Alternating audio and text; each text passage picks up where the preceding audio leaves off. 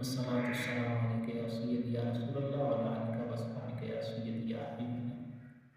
معزز سامعین و ناظرین، السلام علیکم ورحمۃ اللہ وبرکاتہ۔ آج پھر ایک حدیث مبارکہ کے ساتھ آپ کی خدمت میں حاضر ہوں۔ رسول کریم صلی اللہ علیہ وسلم کا ارشاد گرامی ہے، اذا سألتم اللہ حاجۃ فابدؤوا بالصلاۃ علیہ۔ فرمایا میرے امتیوں، جب اللہ سے کچھ مانگنا ہو تو میری ذات پہ درود پاک پڑھ کے آغاز کیا کرو۔ فإن اللہ تعالی اکرم من ان یسأل عنہ حاجتین فیقضی احدہما ویرد الاخری۔ اللہ تعالیٰ اس بات سے کئی زیادہ کریم ہے، اس سے دو چیزیں مانگی جائیں، دو حاجتیں مانگی جائیں، ایک پوری کر دے اور ایک کو لوٹا دے۔ گویا فرمانے کا مقصد یہ ہے کہ جب تم میری ذات پہ درود پاک پڑھتے ہو، میرے لیے رحمت کی دعا کرتے ہو، تو یہ ایسی چیز ہے جو ہر حال میں قبول ہوتی ہے۔